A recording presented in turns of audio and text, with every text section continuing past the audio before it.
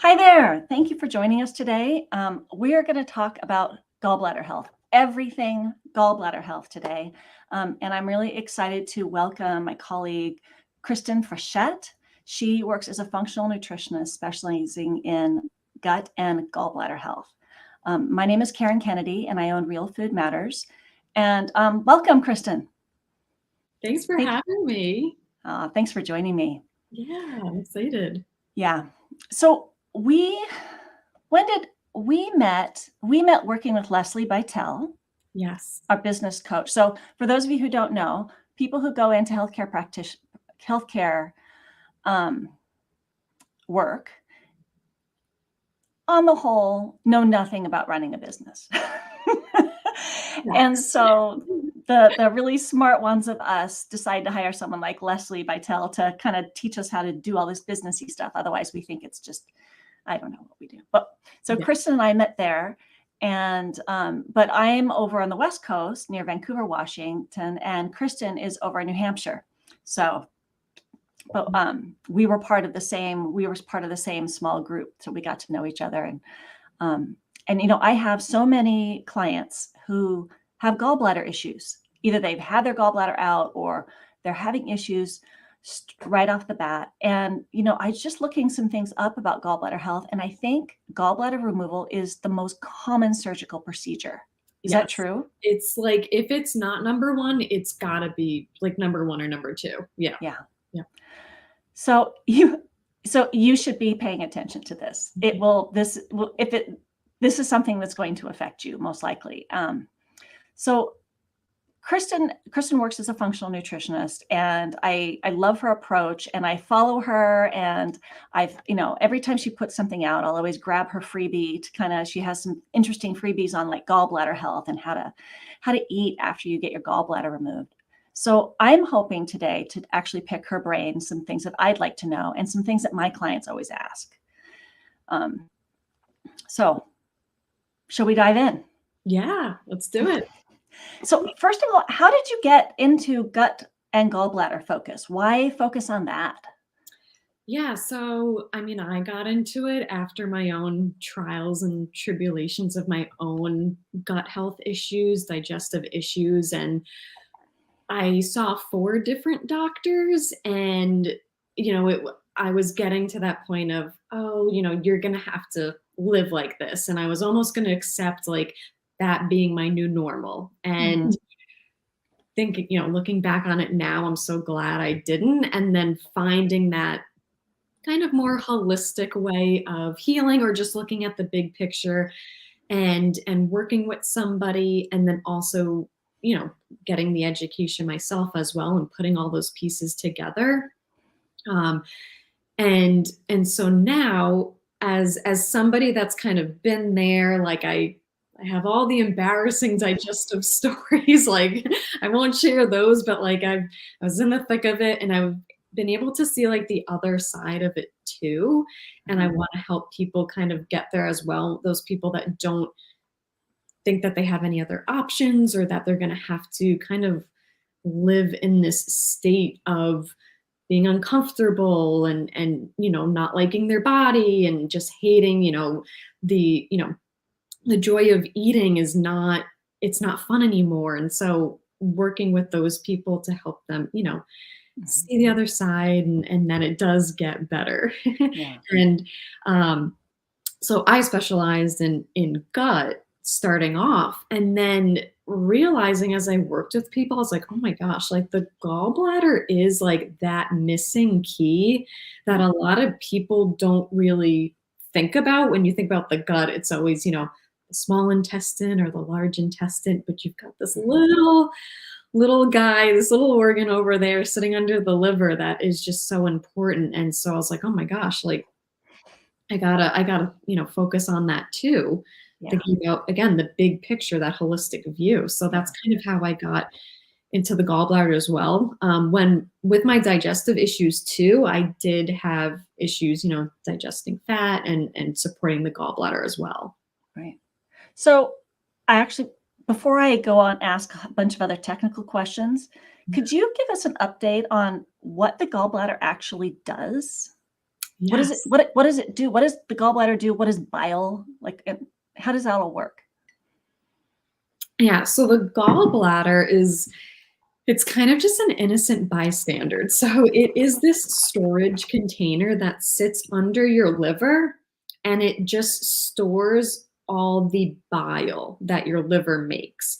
So that's really its job, is to sit there and collect the bile. And bile is produced by the liver. So bile breaks down and helps your body to digest fat, the fats that we eat. Mhm. So I like to give this kind of scenario is, think about if you just made bacon. You just cooked bacon and you have the sheet pan, and you put it in the sink to wash it. If you used soap, if you just used water, you're just going to spread that grease around. It's not going to go anywhere. You're not going to clean it. It isn't until you use dish soap that the grease breaks up and then it slides away, and then you're able to wash your pan. So that is what bile is. It is that dish soap that breaks up those fat molecules, so then your body is able to digest it properly. That's I love the soap analogy for bile. Yeah. Yeah. And it has a big role too, as far as the rest of the digestive system goes, for bile. Okay. All right. And then doesn't the gallbladder's also bile's also involved in like detoxification too, isn't it? Yeah, so you have it kind of toxins kind of cling on to it in a way as far as bile goes, and then helps it get carried out of the body. Another thing too is, the small intestine, and when you start to feel hungry or your stomach rumbles a little bit, or grumble, rumbles a little bit, and people are like, oh, I'm hungry, and so I have to eat. So that rumbling in your stomach is actually your migrating motor complex cleaning out your small intestine. So it's moving through your small intestine, and it's cleaning up leftover food, bacteria, just leftover debris, and helping to carry it out of the body. So that's a really important function within gut health, is the migrating motor complex cleaning out your small intestine. Because if that doesn't happen, then you can get leftover bacteria, leftover food sitting in your small intestine that can cause, that food to start to like ferment. That can cause bloating and gas, and then just bacteria sitting in your small intestine too, where it shouldn't be, like that, small intestinal bacterial overgrowth. So that function of the migrating motor complex cleaning out is really important. And bile, some studies show that there's these 3 phases of cleaning for the migrating motor complex. There's 3 or 4, and bile has some involvement as far as towards the end of cleaning. So it's just this small, very minute detail of this big, cleaning process that's really helpful, and bile has, a role in it. Okay. All right. Yeah. Bile is good. And what's so interesting, it plays such an important role, and yet so many of us live without a gallbladder. Yes, I know. Yeah. So I want to put a pin in the living without a gallbladder, because I want to see if we can cover taking care of your gallbladder now. Hopefully, what to do when you find out you have gallstones. Basically, how to keep your gallbladder, how to make it work better, and then what to do if you don't have a gallbladder at the end. I'd love to kind of go in that order today. So taking care of your gallbladder, what are some things? Do you have ideas of maybe how people, if you have your top ways that people damage their gallbladder, and then ways that people can take care of it?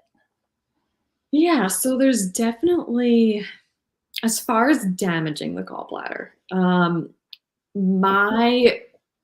my kind of philosophy a lot of times is that we've come from this, low fat has been drilled into us. Like, I don't know about you, but like growing up, I had those like 100-calorie packets of like those like, cookies and things like that. And so we were so conscious of being low fat that a lot of people just tried to avoid it completely or almost completely. And so what happens there is when you eat very low fat or no fat for a long period of time, your gallbladder isn't able to release that bile. Right. And so what happens is that it stays in the gallbladder and it starts to get stagnant or sluggish, and it's not high quality. Mm-hmm. So then you have this kind of stagnant bile that is then sort of being released from the gallbladder, and that's how, gallbladder issues can start. So definitely, going low fat for very long periods of time. I say that we were so focused on calorie counting that we kind of forgot about like quality of our food. Right. Right. So that's one thing. Another thing too is actually estrogen plays a role in your bile and your gallbladder. So if you have too much or excess estrogen, that can actually cause the bile to, again, get sluggish as well. And so women are more susceptible to gallbladder issues. Okay. Yeah. So estrogen, is it the high estrogen or the estrogen dominance? Is there a distinction between those two in that case? Yeah, so no distinction between the two, but when you have the excess estrogen, it's causing it plays a role in as far as the quality of the bile. And so when there is too much of it, that's when it can kind of get clumpy or sluggish. Oh, all right. The other thing too is that birth control actually is a big one too. I mean, it's written in the pamphlets of birth control, but it is linked to gallbladder disease. I didn't know that. Yeah, and so it's kind of, is it because of the estrogen or is it because of the actual medication? So, but it is in there. Yeah. And Gina's asking, what about men with excess xenoestrogens? So I've actually had somebody ask me that, and I don't think that there is much, there isn't a lot of studies on it, but if your body is processing it as estrogen, there could be a role in it, especially if there are fat digestion issues. Right. So interesting. So if people, there's people who are like, I'm sure someone's listening going, well, I'm on oral birth control medication and, that's actually a good solution for me. What would they do to take care of their gallbladder if they had, let's say they have high estrogen or they're on oral birth control, oral contraceptives? What are the kinds of things that they could do then to take care of it? Yeah, definitely. So as far as your gallbladder, so it's funny because it's like you have to take a kind of like a step back and look at the liver, because your liver is the one that is producing this bile too. So it's kind of like this main culprit. So supporting the liver, so trying to, as much as you can, eliminate some toxins from your daily life as much as you can. Don't go crazy, control the controllables as far as that goes. But as far as your gallbladder, staying hydrated, bile it's about like 95% water. And so staying hydrated so that it can, again, be easily released from the gallbladder when needed. The other thing too is bitter foods. So the foods that you eat, they are bitter. So like lemons, limes, parsley, cilantro, dandelion greens is another one, or dandelion root tea. Yeah. Those are some bitters that they kind of like kickstart your digestive system, but also they can trigger the bile to be released from the gallbladder again, so that it's getting circulated throughout the body. Okay. So that's another thing too that I suggest. So definitely staying hydrated and incorporating bitter foods, focusing on liver support as well. For liver support, dandelion, I love dandelion root tea, definitely an interesting taste. I don't mind it. Have you ever had it? I have. Yeah, yeah. I So have. I like bitter tastes. That's something I like. yeah, yeah. So that dandelion root tea can help with liver and then also the bile itself too. Okay. So with your clients, when you're talking about just general meal planning, do you often recommend they start their meals with like a salad of bitter greens and bitter foods? Is that something that you recommend? Yeah, or just even some room temperature water with some lemon in it. I feel like that's kind of Okay. the most easily approachable or Yeah. easiest way to kind of integrate that into um, a daily thing. So I do recommend like the some fresh lemon with water, especially That's in the great. morning too. Just kind of help kickstart your digestive Mhm. system. Gina asks, what about milk thistle? Mm. That's a good one too. If you do get like bitters in like they come in little tinctures too, Mhm. you can work to incorporate bitter foods into your meals, which is awesome. There are also like little tinctures which are liquid bitters. You can find like milk thistle in those as well. Which takes me to the idea of the aperitif. So very Victorian idea of, and these are more popular, of having, as one my friend John from the north of England likes to say, never eat on an empty stomach, which Mm. for him means a pint of ale. But for me, it might mean some bitters, and what I'll sometimes find myself recommending to my clients who like a cocktail now and then is to have a mocktail that they make bitters out of, because I've noticed that craft bitters are Mhm. actually aromatic bitters are really popular.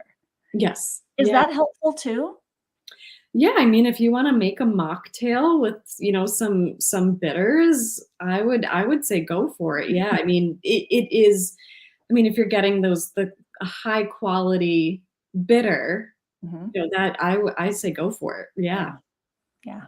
Make it fun, it doesn't have to be, um, "Oh, drink lemon water every morning." If that works for you, great, but also, yeah, you can make it fun, put some, bubblies in it, like, soda water and some bitters, splash of, like, um, cherry juice or something like that, pomegranate That's juice, ideal. yeah. Yeah, we have a little cocktail hour. Yeah. Um, so do you, do you notice, like you were talking about, you were doing gut health was your specialty and realized you needed to bring gallbladder things in, and that oral contraceptives are something that's known to kind of bring on some gallbladder issues. Are there certain people who are more at risk in addition to like the high estrogen group? Because I've noticed, like, because I work with people with metabolic health, so people with Mhm. type 2 diabetes or pre-diabetes, I'm seeing that a lot. I think I read a long time ago that there might have been a link with gluten and gallbladder. What are some links like that that you know of? Yeah, so the gluten and the gallbladder one too, because gluten can cause pretty much inflammation, throughout the entire body, is what they were saying. So then it could be affecting the gallbladder as well. Um, but you touched upon it, the a fatty liver, because if you have a fatty liver, you're not going to be producing the best bile. And again, when you have that stagnant bile in the gallbladder, that's when the gallbladder can get inflamed. That's when gallstones start. Yeah, Um, that so makes sense. yeah, yeah. So a big connection with that is the fatty liver. If you don't have a good functioning healthy liver, then the byproduct is going to be not the best bile. Right. So for those of you listening who are like, how did she just jump to fatty liver all of a sudden? Because people who have pre-diabetes and type 2 diabetes frequently also have fatty liver, and this is non-alcoholic fatty liver. So, and because we're just assuming that that is present at the same time often, then fatty liver. Mhm. Kristen's talking about leading to the gallbladder issues. That makes so much sense. Yeah, yeah. Mhm. it's all connected. Yeah. And then Catherine was asking me, she wrote earlier and she asked about fasting and gallbladder health. And her question was, that there's so much information about fasting right now and how it can help fix our bodies and autophagy, metabolic syndrome, um, and wanted to know how to incorporate fasting into her lifestyle in terms of gallbladder health. Is there any Yeah, anything in the literature there? I haven't seen too much. I mean, as far as like fasting goes, as long as you're giving that period, a period of time or that window where your digestive system is resting, Mhm. and then your gallbladder, like I said, starting that migrating motor complex too when you're fasting, and then that bile is involved a little bit. Um, but I just think like broad, big picture, yes, doing some fasting that your body can handle. I always like fasting is it's good and it's bad. Mhm. So I always say, like, women should only be doing it during certain times of the month of their cycle. There's times when a woman's body just needs to rest, and we don't want to add on. Then fasting becomes a stressor, and we don't want to Mhm. do that if it's already needing some extra resources. And um, so that's one thing. But on the other hand, um, fasting is great. It increases certain beneficial gut bugs, like Akkermansia is one that can increase when you're doing fasting, and it gives your digestive system a break, and that includes your gallbladder too. So it's kind of big picture, but yeah. Okay. And she was asking about fasting every now and then, doing like a 24 to 36-hour fast. And is that safe for your gallbladder? Yeah, I mean, I guess it really depends on the health of your gallbladder. If you have gallbladder issues, then doing a fast might not be the best thing, because at that point then the bile is just sitting in your gallbladder for longer because you're not eating, and so then it's not getting released. So it's like, all right, you have to kind of figure that out too. Like, where is my body at right now? Do I need to support it as far as getting the bile moving and thinning it out? Or I is it see. okay if I do a fast right now so that I can give it some rest and kind of like power up, you know? Right. So it's really individual. Yeah. Yes. And on that note, I had been advised when using, especially using digestive bitters therapeutically, that if someone has gallstones, they shouldn't use bitters. Could you talk about that a little bit? Yeah, so I feel like it's kind of the same thing too, where it's like I've seen where it's like, don't use bitters when you have gallstones, because then those gallstones are going to want to try and get released, and then that's going to cause an attack. And then there's other parts where it's like, no, like it's fine because we want to start to thin the bile, we want to get rid of those gallstones. So I've seen both sides of the story. I would say that it really just depends on the status of where you are. How big are those stones? If you get testing done, they'll say like large stones detected, or it might even give you like a size. So in that case, like I would say be very cautious when you use bitters. Okay. If somebody's got some really small stones and they've talked with their doctor, and there's no immediate threat as far as like having to get the gallbladder removed, then use it with caution, I would say. Again, it's like everybody's, personal tolerance too. Right. And I think about all the people who could be using bitters who have gallstones but don't know it. They're just Exactly. there. Yeah, right. You might not know. And so you've been maybe using bitters and have been okay. Mhm. Yeah. So another question that I have that I meant to ask is, then this is backing up that I should have asked earlier, is how do people know if they have gallbladder issues? Yeah. So as far as gallbladder issues, that's a great question. So the big ones I would say, your gallbladder sits under your liver, so on the right side. And if you are eating a meal and you've got pain on the right side, that could indicate some gallbladder issues, usually while you're eating or maybe like shortly after. Is pain over there. Nausea when eating, because your body's not able to break down those fatty foods. Nausea is a big one. Dry skin, and then especially dry, cracked skin on the feet. Like, is this because you're not absorbing the fats? The fats, and then like you're not getting vitamin A, which is those fat soluble vitamins. You're not getting those, and so that can show up as skin issues. Right. Oh, right. Because if you're not absorbing fat, then A, D, E, and K also not going in. Right. Exactly. And so then that's like kind of this like domino effect. So the skin issues. Another one too is like yellow or light colored stools. Bile is involved with. So bile itself. I'm not sure if anybody's ever thrown up bile, not the funnest. Butchered a chicken. What was that? Or butchered a chicken and seen a bile sac. Yeah, exactly. So you've got this bright yellow color. So if you're not, if your bile's not being utilized the way it should be by the body, that can cause yellow stools. And also bile has to do with making our stools brown. So if, again, the bile's not being utilized by the body, then the stools will be yellow. And then another one too is floating stools. If you have a bowel movement and it's, floating on top of the water, that can indicate that you're not breaking down your fats, because if you've ever put like water and then like salad dressing and they're completely separate. Yeah, the oil, the fat is always on top. So that's the same thing with your stools. I've had somebody ask me, well, then mine will eventually sink. And I would say that if they're on top, but then kind of slowly start to go into the toilet, that's okay.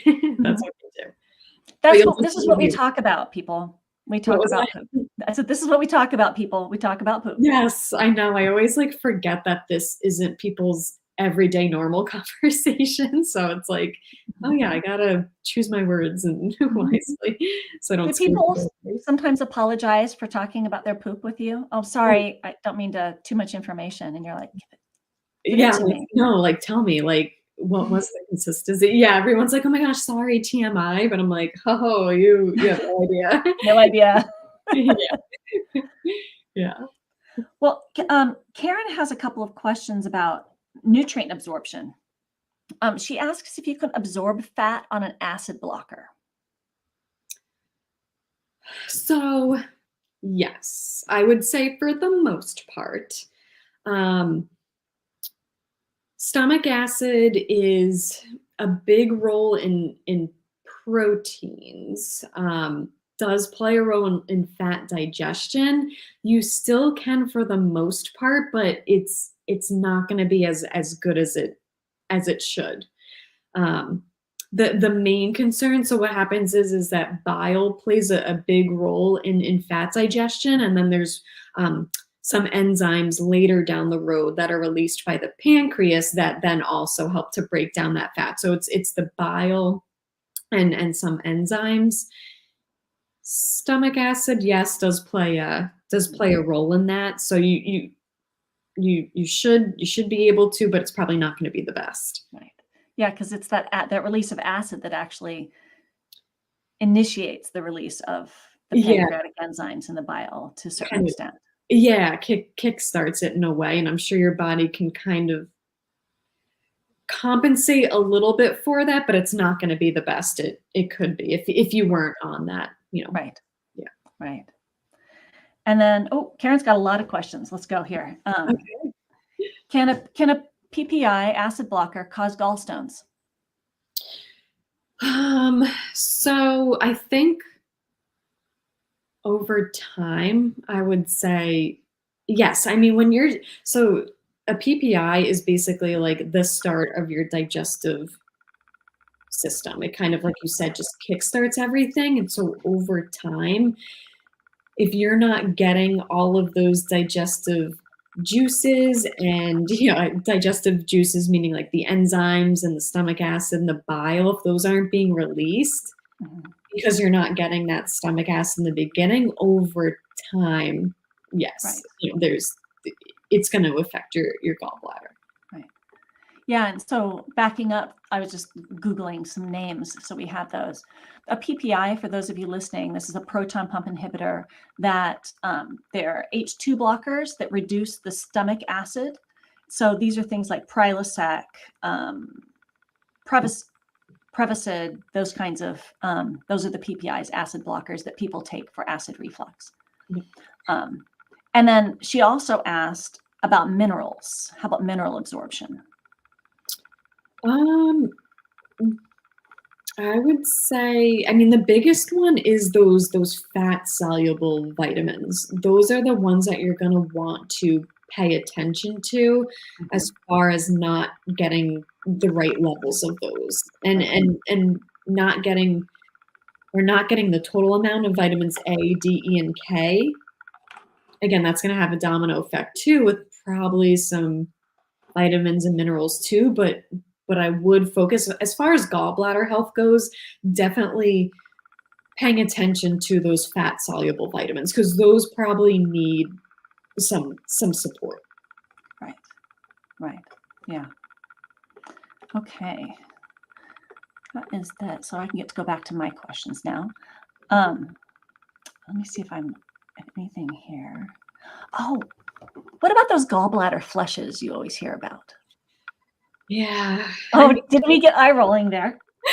So I think that we just, we live in society today where we do want kind of a quick fix, and you hear about a flush and a detox and things like that. I think that they have their role, but you should definitely be working with somebody if you're going to do one. And again, you have to assess your situation. If you've got these large stones, you don't want to do it. You're going to put your body under much more stress, and it's not going to help you. It's going to hurt you in a way. So definitely assess your situation. But people have to realize that you got to back up a step too. Think about, okay, how did I get to this place? How did I get these stones? Make those changes first, so that if you do decide to do a gallbladder, a flush, that they don't come back, in a year and 2 years and things like that. So it's important to remember, how'd you get to this place first? Let's address that, so that if you do a flush, you're not in the same position in, a year, 2 years, 3 years, that kind of thing. So you're working on root cause instead of a quick fix. You're working on root cause. Yes, exactly. Yeah. So again, they have their place, but I think that we always just we want that to be the first step, when it could technically be, the fourth or fifth step. Gotcha. Yeah, that makes so much sense. Yeah. So do you have anything else you're just dying to tell us about how to take care of your gallbladder before I start hammering away at surgery? I don't think so. I mean, with everything too, just, following an anti-inflammatory diet, some fish and, ginger and herbs and, nuts like almonds and walnuts and things like that, because that's just going to help your whole body and also your gallbladder too, so that it's not inflamed. So that's just, big picture kind of suggestion as well, as far as, gallbladder health. Well, so, when you said this earlier about how you started working on the gallbladder because you were focusing on gut health, and the gallbladder was such an important part. But the reverse seems to be true, that if you're focusing on gallbladder, but you're not paying attention to the inflammation that's in the gut, you're saying that is also a thing you need to take care of in order for your gallbladder to be healthy. Yeah, exactly. I mean, if you're eating a diet that is inflammatory and it's not supporting your whole body, your gut, whole body health, and in exchange, the gallbladder too. So definitely supporting all of those things with an anti-inflammatory, diet. Yeah. Great. So let's say someone's had their gallbladder surgery. And it seems to me that there's two stages to this. You have gallbladder surgery, and there's that time immediately after surgery where you need to take a certain amount of care, and you're usually given instructions on how to eat and what to do. Mm-hmm. And then there's the long term, how to live healthy afterwards. And am I right that there's two different stages? For sure. Yeah. Yeah. So what's the first stage? So now you've had your surgery, you have no gallbladder for the first time in your life. How do you advise people right after that surgery? So your body is learning now how to operate without an organ. Like an organ was taken out. Or I'll back up a little bit. So when you get your gallbladder removed, what's happening now is that your liver is still making that bile, but now there's nothing to catch it. So now what it's doing is that bile is dripping throughout the day into your small intestine. Just a steady drip whenever. Yes. Whenever your liver is going to make bile, it's going to be, just dripped out into your small intestine. So a lot of times that can cause issues because people will have excess bile, and that can cause bile reflux, like acid reflux when, you get that burning sensation, and sometimes it comes up into your mouth. People, I've worked with people where they've actually have thrown up in the mornings, thrown up bile, and that could be that excess bile. So that's one thing. And then another thing too is like loose stools with that excess bile. It's called bile acid malabsorption, where you have too much bile in your digestive tract. And so that can cause bathroom urgency, where you need to go to the bathroom and you need to go now, and then just loose stools. Okay. So those are some of the things that can happen post gallbladder removal.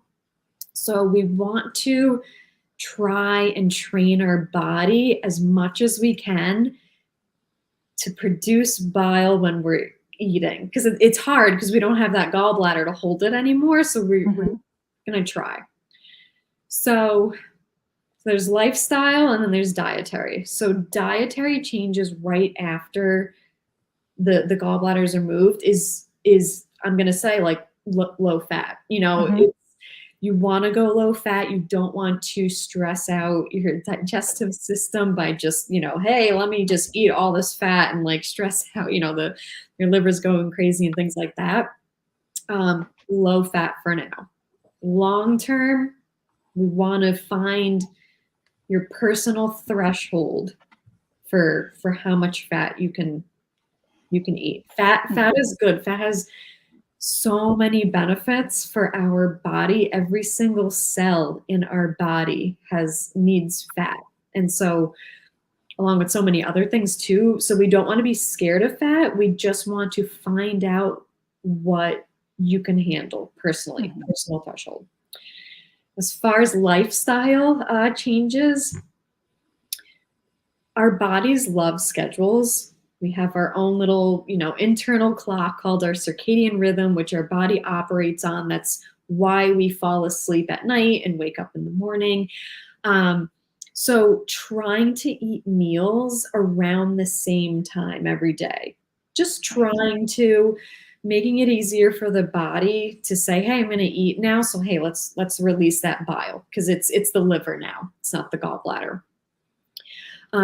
Chewing your food. I know it sounds so basic, but helping your digestive system break down that food. And it's going to aid in digestion and that fat digestion too. Because again, your body, after gallbladder surgery, your body's like, oh my gosh, like what just happened? And so you want to help it out and support it as best you can. So yeah, immediate is let's take it easy, focus on carbohydrates for now. Short-term, low fat. Yeah, and choosing ones that, you could do, a little bit of oats and things like that, but your root vegetables and some quality rice, organic rice too, and fitting that in. And then long term, you're gonna slowly want to increase your fat consumption and make it, the high quality fats, the olive oil and focusing on that. Mm-hmm. And so then finding out what your threshold is slowly. Do not go all in, and then you're just going to it's like a bomb going off in your gut, and you're going to want to get rid of that fat as much as you can. So going slowly.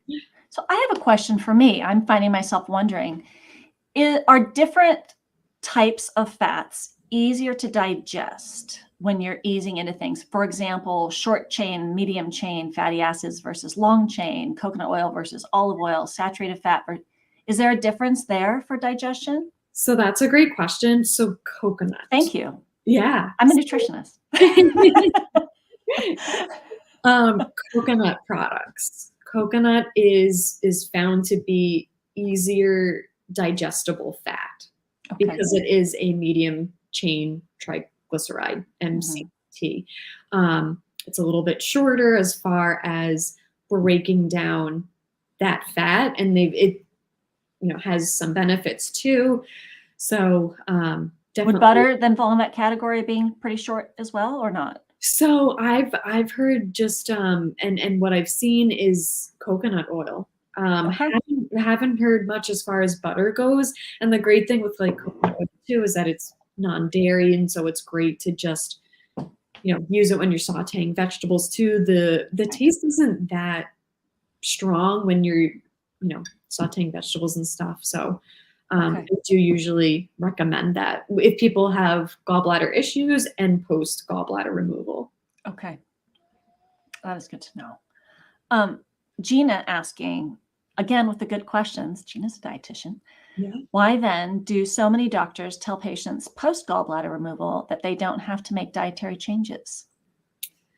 That's the $1 million question. I wish I had an answer, but I just think that when we remove the gallbladder, we are like, great, everything is, you should be fine now. Like everything is hunky dory. Like people not necessarily should be going back to the lifestyle that they had before. What caused it? Right, exactly. I always ask the question, how did we get here?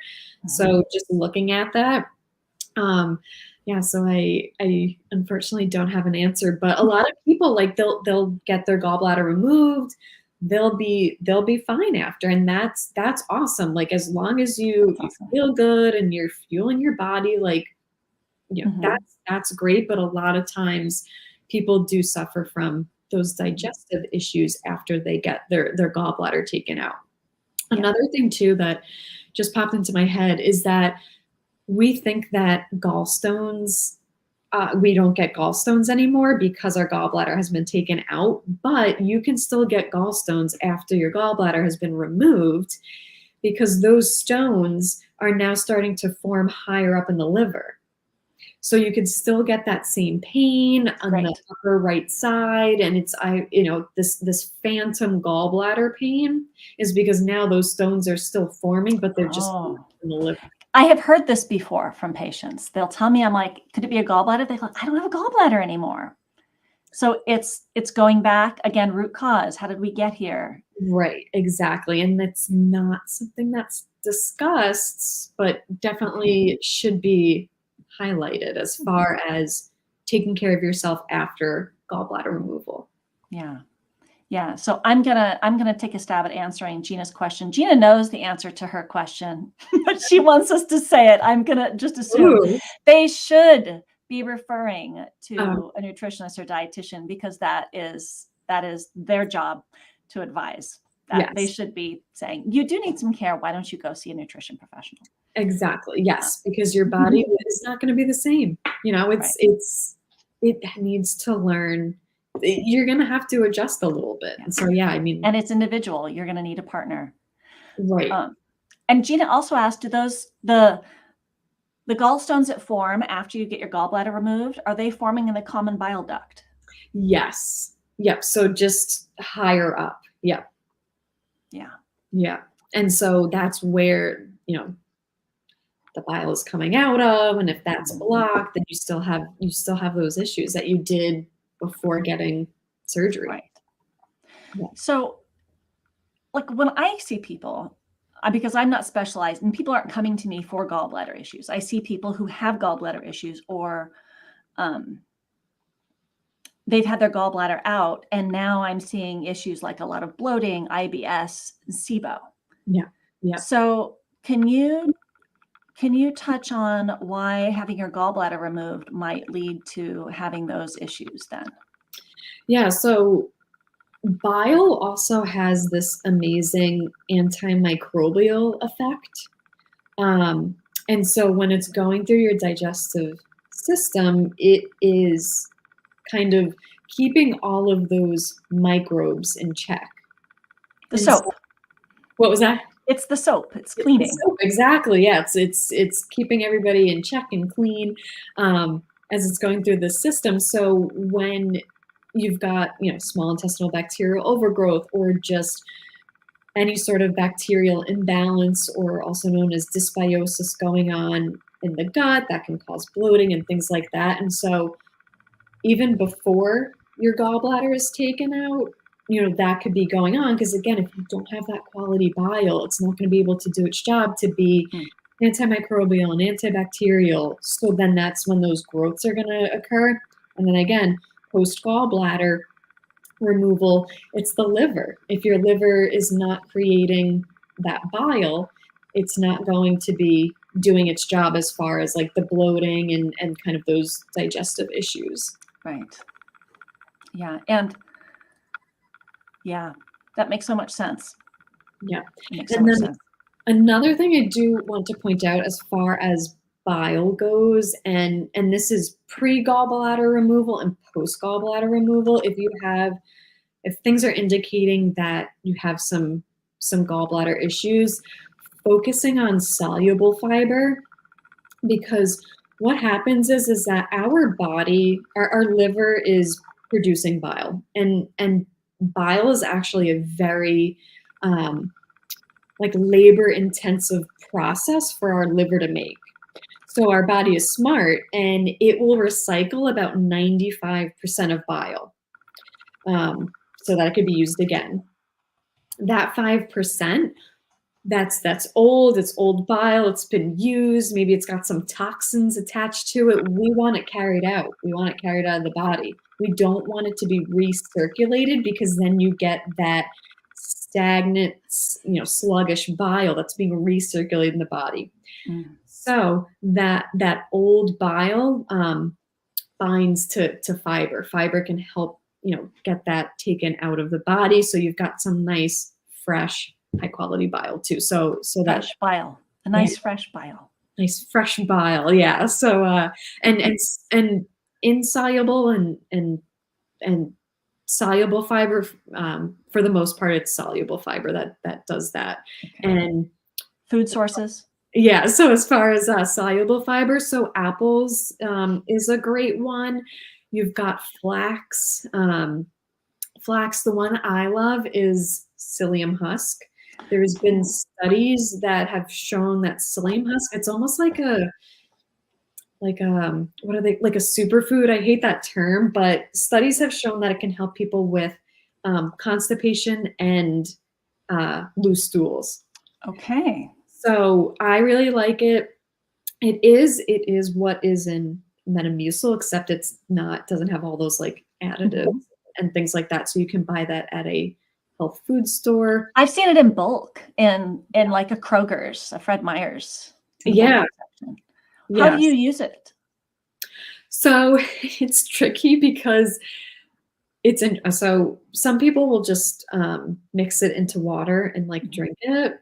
That's not my style. It's just the texture is definitely not my cup of tea. So I'll make like a yogurt bowl, Hmm. and I will do like maybe 2 scoops of the psyllium husk, mix it in, but I will also add a splash of water. So what Oh, happens? because it absorbs so much liquid. Yeah, because that's what it's doing as it, psyllium husk, as it's traveling through your digestive system, it is grabbing on, it's forming this little like mucus, gel-like consistency Hmm.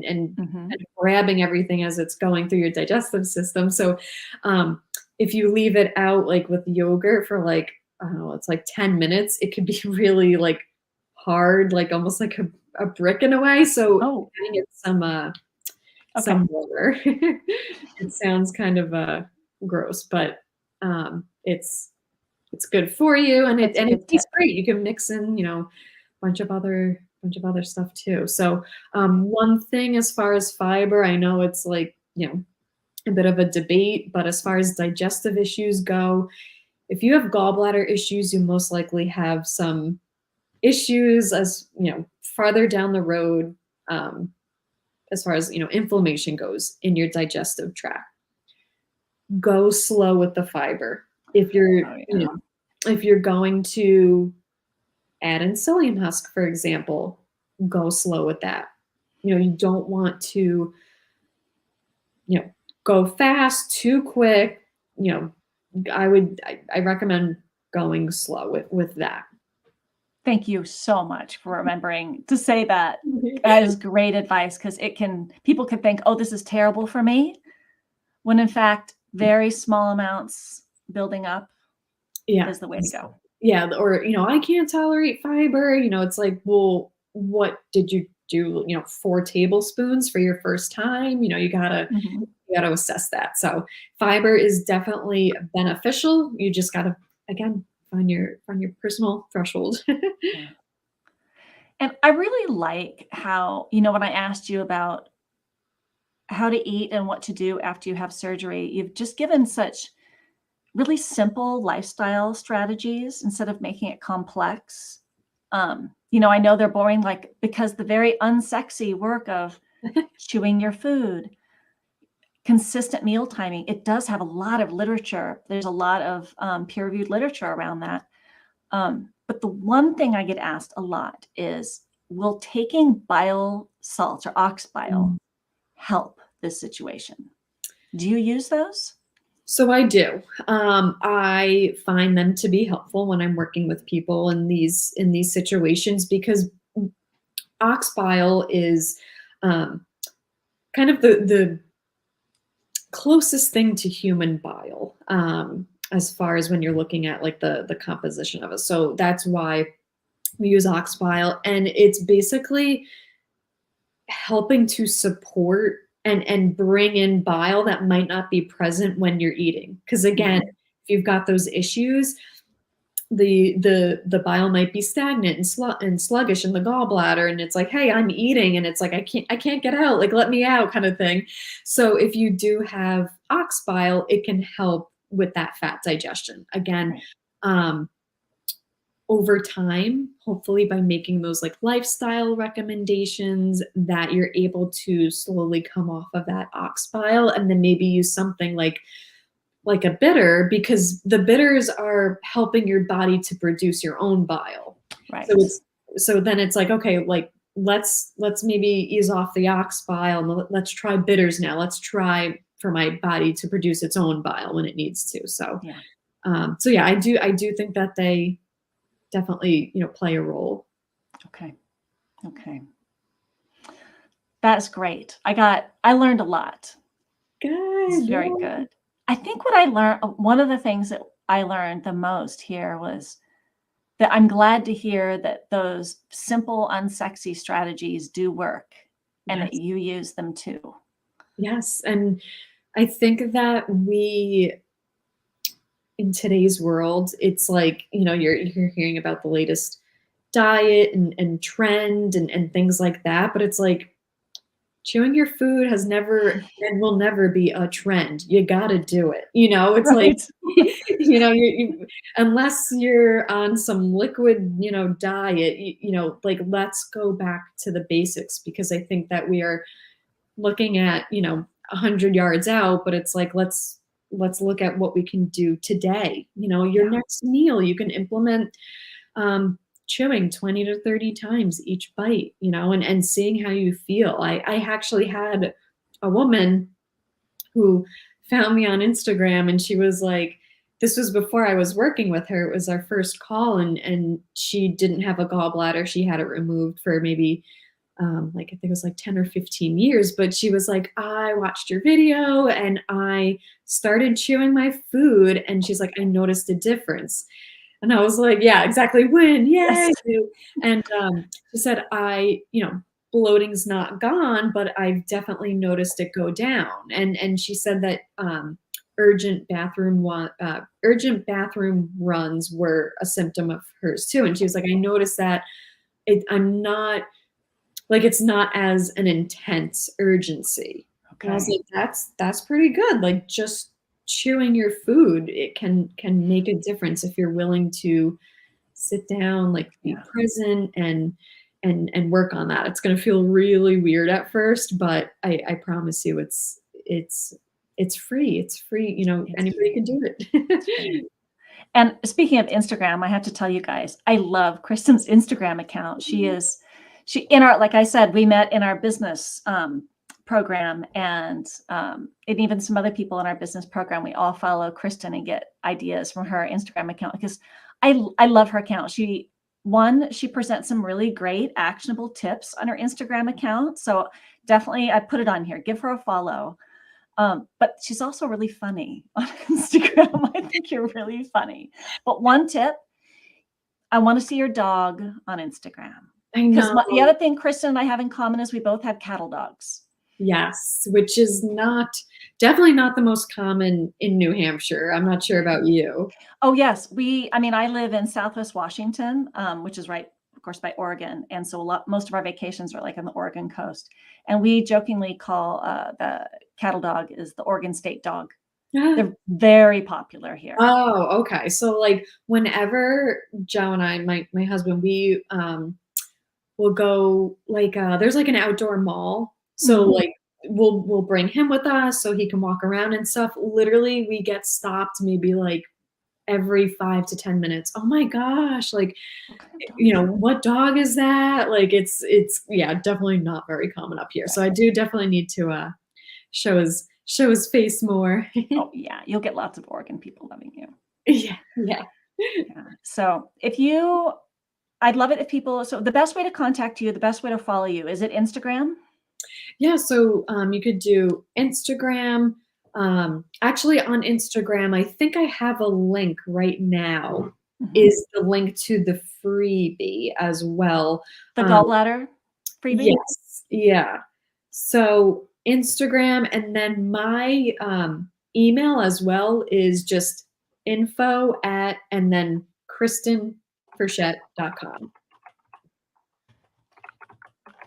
I'm just checking if that's the freebie I have right now. Yeah, post gallbladder removal meal checklist, kind of a mouthful, but can also be helpful for people that are experiencing gallstones. Yeah. Can kind of try and implement a little bit of those recommendations that they'll help as well, in addition to definitely post gallbladder removal. Yeah.